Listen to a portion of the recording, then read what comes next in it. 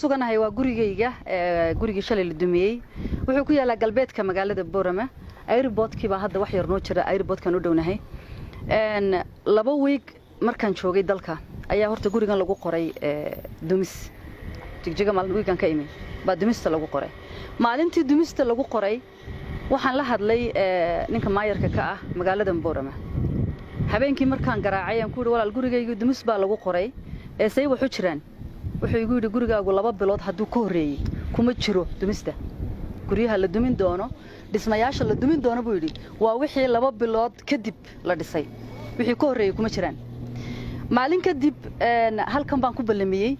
gurigan keenay gurigani wuxuu ka kooban yahay 9 qol wuxuu ku fadhiyaa 30 by 30 jagadan ka dambeysana aniga leh halkan maayarka keenay guriga markuu fiiriyay wuxuu igu yiri wadadu horta gurigaaga ma dhaafayso halkan bay ku istaagtay sayskay gurigayga jagadan ay ku joogsatay wadadu horta ana iska leh maayarku wuxuu igu wixii gurigaaga xagga ka xiga airportka iska leh maadaama ay tii noqonayso yaqalkaaga dhaafayna waxaan samayn doonaa intaanay guriga soo galin baan joojinaynaa buu yiri gurigan hortiisa wado weyn baa martay tii anagoo isku og ayaa waxaan arkay inayna sheekadii ay dhowr week qaadatay intida iga gashay horta gurigani maxaan ku radaa $160,000 weeyaan waxa jooga ninkii maxaan ku radaa engineerkii dhisayay baa jooga dhulku ku fadhiyo qiimihiisana dadka Boorama degani way garanayaan waxaan u tagay maayarkan ku noqday xafiiskiisaan ugu tagay xafiiska markaan ugu tagay wuxuu igu yiri waxaan la hadlaynaa ninka hawlaha guud gobolkan u fadhiya xafiiska markaan ka soo baxnay ninka hawlaha guud haystay maxaan ku radaa Saleeman xafiiskiisaan ugu tagay waxaan ku yiri Saleeman waxaan kula socdaa gurigayga baa dumis lagu qoray dawga gurigayga duminayaana mid magaalada maxfi u lana maahino wuxuu ka yimid buurahan maxaan ku dhaaf Faaraxyood aqalkayguna ku qaboobaya daw xataa ma aha hal bawle ah magaalada ka soo baxay ma aha gurigana ma dhaafayo marka waxaan doonayaa wala arinta inaad wax igala qabatood gurigii soo eegto Saleeban wuxuu igu yiri gurigaaga dayrkay kaga dhacday inta yara dambe dayrarkuna dhulkay la mid yihiin dhulka iyo dayrarku midna magma ah waxaan ku yiri Saleebano waxaan ku leeyahay walaal geed meel ka baxay ma aha waa gurigaygii aan dhistay ee Boorama ku yaalay oo dumis ku qorteen ayaan ka hadlaynaa Saleeman maalintaasi hadalkaygu meel fiican ma gaadhin waan iskaga imay maayarkan la hadlay maayarku wuxuu ii sheegay inuu samayn doono wax kasta oo gurigayga ku badbaadin doono maadaama ay wadada gurigayga ku dhacday ay guriga dhaafaynin oo guriga ku joogsanayso saas baanu maayarka isku ogeyn wii kadib waxaan ogaaday inaanu maayarku arintan waxba ka qaban karin waxaanu ii sheegay wasaaradda hawlaha guud inay maxaan ku dhahdaa arintan ay ka masuul tahay Saleeman baan ku laabanay Saleeman waan soo kaxaynay inaan ka u fadhiyo halkan wasaaradda hawlaha guud gurigan keenay halkan buu noogu yimi wuxuu arkay inaanay wadadani guriga dhaafeen oo guriga ku joogto waxa kale uu og yahay wadadan gurigayga ku dhacday inaanay wada meel u socoto amba magaalo kale u socoto meel oo kala taraafalayo oo cid ba anfacaysa ahayne buuraan maxaan ku dhahdaa Faaraxyood ay ka timid oo dhinacna ay ka timid cid deganeyn dhinacana ay u socotana aqalkayga ay ku dhamaatay Saleeban waxaan ku walaalow 3 shay mid sheeg wadadani maadaama ay gurigayga ku joogsanaysa intaanay galin inaad joojiso ilaa sayskaygu bay ku istaagaysaa wadadan aqalka hormartay inaad isticmaasho daawal badow baan nolahayn oo gurigu 3 wado lahaa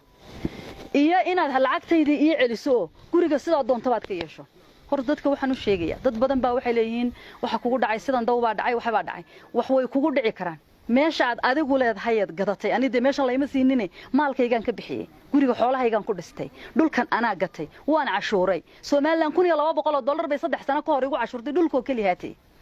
meel iyagu siiyeen iyo meel waqfi la igu siiyay toona ma waa maalkayga horta waxaan ka hadlayno wada way kugu dhici kartaa ceel biyo laga helo baa gurigaagu noqon kara iskuul baa looga baahan kara dawladda u baahan karta public property buu noqon kara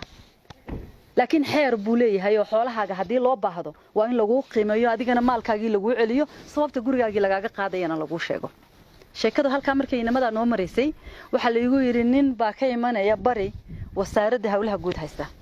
ninkii baan 3 week sugay halkan buu yimid magaciisa ma xasuusto Cabdilaahi maxay baa la yiraahdaa agaasimaha hawlaha guud ee Soomaaliland weeyaan malaha hal nin baa ka sareeya halkan uu igu yimid waxaan ku yiri walaalo gabadhi gurigeeda la duminayay baan ahay arintaydo tafatiran ba wahay wuxuu gurigaagana waan ogahay waa la ii sheegay qofka taayna waan ku garanayaa anigu waxba kama qaban karo maxaan ku dhahay gurigaaga iyo arimahaaga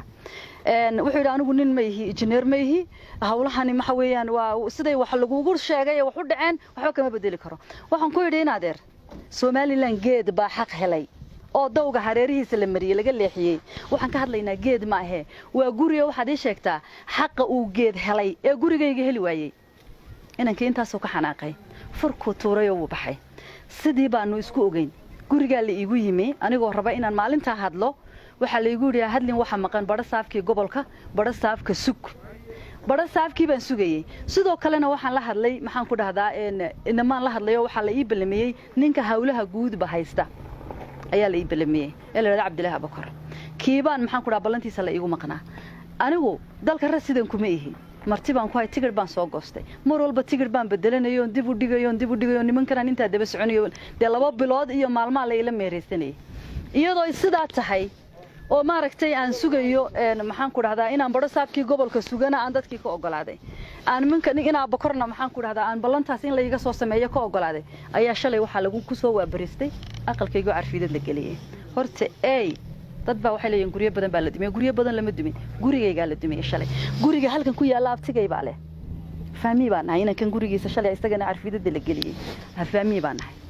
marka gurigaygu horta koow buu noqday in shalay la dumiyo midda kale dadka reer Soomaaliland waxaan u sheegayaa xilligii guriga la duminayay la duminayay la islama gaadhin wali dawiyadii la waxa socda mashruuci dawiyada la sameeyay ba socdo dawiyadii ma dhamaan waa inay horta meeshii daw noqonayso dhamaato roodhadka waaweyn iyo kuwa yar shaxdaaba inay dhamaadaan marka dadka lala kulmo nin walba maalkiisii waxa laga yeelayo in loo sheego de marka dumis haday noqoto iyo dumis hadaanay noqoninba in maxaan ku idhaahdaa horta qofkii maalka lahaa de maxaan ku idhaahdaa lagala hadlo oo de xoolihiisii loo qiimeeyo weeyaan waxay dawladdu lahayd iyo wax la isiiyay iyo wax meel lagu waa maalkaygii ya inaanan anigu maalkayga ka soconayno onan ka tagin ilaahayna waa og yahay Soomaalilandna way ogtahay nimanka arintan u xil saaran anigu de waan dacwoonayaa iyo waan cabanayaa toona oran maaye amba maalkaygii bay idin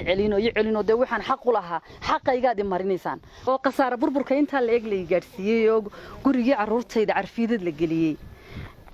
ilaa haddana aan cid igala hadashay iyo cid xoolahaygii magi doonto toona aanan garanayn ayaa haddana waxa ii dheertay in xadhig la ila raadsanayo oo la igu yiri maxaan ku dhahdaa isa soo xiray xadhig baa tahay 3 maalmood ka hor baa la ila soo hadlay maalintii saddexaad koobaad telefoonka ma qaban because aanu telefoon aan garanti badan ma qabto shalay maahina daraad baa la ila soo hadlay waxa la igu yiri saldhigga dhexe ee Hargeysa ayaa laga doonayaa kaale de waxaan moodayay waan fahmi waayay de saldhigga dhexe Hargeysa waxa iga soo galay bari baan iman baan ku yiri anigoo doonaya maxaan ku dhahdaa inaan tagaba saldhiggii dhaxoon idhaahdo de maxaa la igu haystaa ayaa shalay waxa dhacday in gurigeygii la dumiyo taas baan horta shalay u tagi waayay in la raadsanayo bariyahan oo dhanba waan ogaa koow horta wadanka markaan soo galay waxa la igu yiri wax xaflada oo Soomaaliland ku qabsan kartaa haba yaraatee ma jirto dhibaato ka dhalan doonta qaran dumis baa tahay dawladdu maxaan ku dhahdaa waa lagu haystaa xaflada qabsanin wax walba shutdown baan ka dhigay dadkii xataa igu yiri waan ku sugaynaayo waan ku soo dhawaan in casuumad la ii sameeyo waan ka diiday reer Boorama way wada joogaan si aanu hadalba uga dhalanin taliska guud Soomaaliland ayaa laga soo amray in maxaan ku idhaahdaa la xidho waxa la keenay oo wiigan la wareejinayay clip laga soo qaatay kawda luuliyo maran ku qabtay maxaan ku idhaahdaa Mareykan aan ku qabtay